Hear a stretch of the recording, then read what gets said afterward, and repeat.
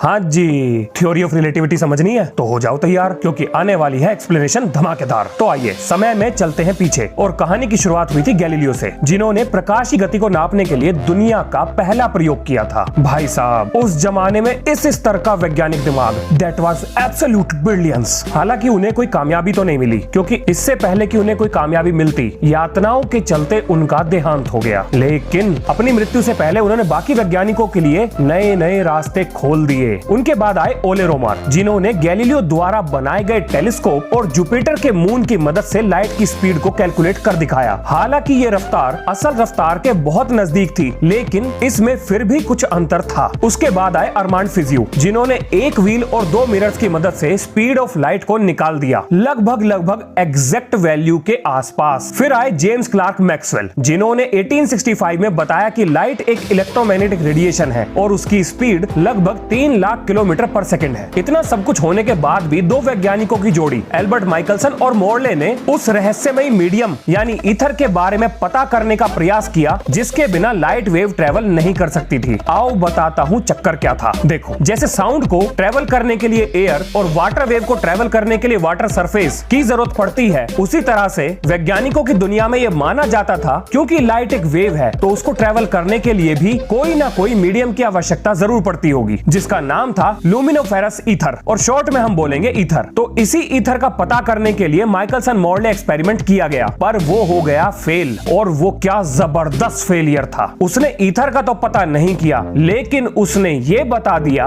कुछ भी हो जाए लाइट की रफ्तार वैक्यूम में कभी नहीं बदलेगी। अब क्योंकि आपको ये आइडिया तो मिल चुका है कि लाइट की रफ्तार वैक्यूम में फिक्स होती है, तो हम रिलेटिविटी के कॉन्सेप्ट को समझ सकते हैं। अब बात करते हैं एल्बर्ट आइंस्टाइन के दिमाग में रिलेटिविटी का ख्याल कैसे आया। लेकिन उससे भी पहले आपके लिए ये जानना जरूरी है कि न्यूटन चचा ने क्या कहा था। न्यूटन ने बोला था कि टाइम एब्सोल्यूट है, यानी पूरे ब्रह्मांड में समय एक ही गति से चलेगा, और एल्बर्ट आइंस्टाइन को ये बात हजम नहीं हो रही थी। यहाँ मैं एक बात क्लियर कर दूं कि वो न्यूटन था और ये एल्बर्ट आइंस्टाइन। अगर ये हरकत मेरे जमाने में मेरे द्वारा की जाती तो हमारे फिजिक्स टीचर द्वारा मेरी गुद्दी लाल कर दी जाती। अब देखो आइंस्टाइन के दिमाग में आया हुआ एक एग्जाम्पल, एक उदाहरण से समझो। अगर कोई बॉल डीप स्पेस में चली जाए जहां पर कुछ भी ना हो, तो आप कैसे बताएं कि वो बॉल चल रही है या रुकी हुई है। अगर मैं आपसे ये कहूं कि मैं आपसे तेज मोटरसाइकिल चला रहा हूं, तो इसका मतलब ये हुआ कि मैंने अपनी गति को आपकी गति से रिलेट किया, यानी वेलोसिटी रिलेटिव होती है। पर डीप स्पेस में बॉल की स्पीड को आप किससे रिलेट करेंगे? वहां तो कुछ है ही नहीं, और बिना रिलेट करे आप कैसे बताएंगे कि वो बॉल अपनी जगह से हिल भी रही है या नहीं। और क्योंकि वेलोसिटी डिस्टेंस और टाइम पर निर्भर करती है, तो क्या डिस्टेंस की तरह टाइम भी रिलेटिव हो सकता है? क्या न्यूटन गलत हो सकता है? क्या टाइम एब्सोल्यूट नहीं है? बस यही सवाल आइंस्टाइन को परेशान कर रहे थे। चलो एक मजेदार एग्जांपल सुनो। अगर आप ट्रेन में खिड़की वाली सीट पर बैठे हो और तभी आपके विपरीत दिशा में एक और ट्रेन गुजरे, तो आपको ऐसा लगेगा कि आपकी ट्रेन एक जगह रुक गई है। बात तो सही है, पर ऐसा क्यों? यही तो आज मिलेंगे सभी सवालों के जवाब। आइंस्टाइन की 2 थ्योरीज में स्पेशल थ्योरी ऑफ रिलेटिविटी पहले आई, तो सबसे पहले हम उसी को डिस्कस करेंगे। आइए समझते हैं आइंस्टाइन के दिमाग में चल क्या रहा था। लेकिन उससे भी पहले कुछ चीजें आपको पता होनी चाहिए। थॉमस यंग द्वारा किए गए डबल स्लिट एक्सपेरिमेंट ने यह साबित कर दिया कि लाइट के पास वेव नेचर होता है। ना ये ना चलेगा सर। पिछली वीडियो में तो आपने ये बोला था कि मैक्सवेल ने साबित किया था कि लाइट का वेव नेचर होता है। देखो बच्चा, लाइट का wave nature young double slit experiment से साबित हुआ था, लेकिन वो वेव एक इलेक्ट्रोमैग्नेटिक वेव है। ये जेम्स क्लार्क मैक्सवेल ने साबित किया था। जेम्स क्लार्क मैक्सवेल ने यह साबित कर दिखाया कि लाइट एक इलेक्ट्रोमैग्नेटिक रेडिएशन है जो 3 लाख किलोमीटर पर सेकंड की रफ्तार पे चलती है। माइकलसन मोर्ले ने यह साबित कर दिया कि चाहे कुछ भी हो जाए, लाइट की रफ्तार वैक्यूम में कभी नहीं बदलेगी, वैक्यूम में हमेशा फिक्स रहेगी, और लाइट को ट्रेवल करने के लिए लुमिनोफेरस ईथर नाम के हाइपोथेटिकल यानी काल्पनिक सब्सटेंस की जरूरत नहीं है। माइकलसन मोर्ले के एक्सपेरिमेंट को फिजिक्स के इतिहास का सबसे ग्रेटेस्ट फेल्ड एक्सपेरिमेंट माना जाता है, क्योंकि इसी के फेलियर ने तो बताया था कि ईथर नाम की कोई चीज नहीं होती और लाइट की रफ्तार फिक्स है। एल्बर्ट आइंस्टाइन को ये तीनों बातें बहुत अच्छे से पता थी। अब देखो एक वैज्ञानिक दिमाग की खुराफात। एल्बर्ट आइंस्टाइन ने सोचा अगर वो लाइट के साथ रेस लगाएं और किसी तरह से लाइट की रफ्तार तक पहुंच जाएं, तो उनके लिए लाइट और लाइट के लिए वो रिलेटिव रेस्ट पर आ जाएंगे। चलिए यहां तक तो सब ठीक है। अब दिल थाम के बैठो, क्योंकि होने वाला है कुछ बहुत अजीब। अगर लाइट और आइंस्टाइन दोनों रिलेटिव रेस्ट पर आ गए, तो आइंस्टाइन को देख देखने के लिए मिलेगी एक स्टेशनरी इलेक्ट्रोमैग्नेटिक वेव, जो कि असंभव था क्योंकि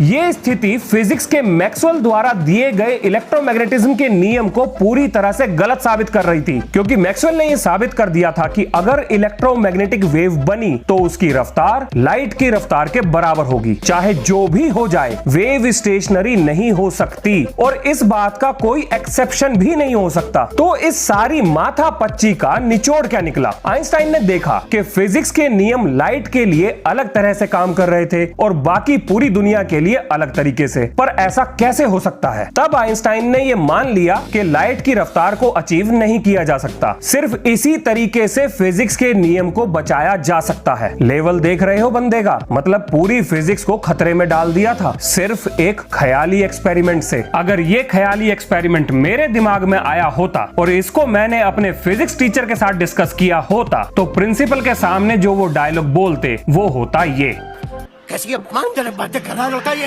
अश्लील है ये लोना। और अपनी तारीफ सुनने के बाद मैं इमेजिनेशन छोड़ देता। पर इस चैनल पे इमेजिनेशन पे कोई बैन नहीं है, जो चाहे सोचो। वापस चलते हैं आइंस्टाइन के ख्याली पुलाव पर यहाँ पर जन्म हुआ एक भयंकर समस्या का। अगर लाइट की रफ्तार फिक्स है और फिजिक्स के नियम भी सही हैं, तो तब क्या होगा जब लाइट को मूविंग और स्टेशनरी ऑब्जेक्ट से छोड़ा जाए? क्योंकि फिजिक्स के नियम के हिसाब से मूविंग ऑब्जेक्ट से छोड़ी गई लाइट की रफ्तार बढ़ जानी चाहिए। एक उदाहरण से समझो, अगर 50 किलोमीटर की रफ्तार पर चलती हुई ट्रेन में मैं अगर उसी ट्रेन के अंदर 10 किलोमीटर की रफ्तार से ट्रेन के चलने की दिशा में चल रहा हूं, तो बाहर खड़े व्यक्ति को मेरी रफ्तार 60 किलोमीटर प्रति घंटा दिखाई देगी। तो ये चीज लाइट के साथ भी होनी चाहिए। चलती हुई ट्रेन से निकलने वाली लाइट की रफ्तार एक्चुअल लाइट की रफ्तार से तेज हो जानी चाहिए। लेकिन इतने सारे महान वैज्ञानिकों ने यह साबित कर दिया था कि लाइट की रफ्तार तो फिक्स है। अरे रे ये चल क्या रहा है? लगता है ऊपर वाला अपनी फिरकी ले रहा है। देखो, तब आइंस्टाइन ने सोचा कि ऐसा तभी हो सकता है अगर समय अलग अलग लोगों के लिए अलग अलग तरीके से चले या तय की गई दूरी में बदलाव आ जाए, यानी time dilation and length contraction. ये तो ट्रेलर था, कहानी तो अब शुरू होगी।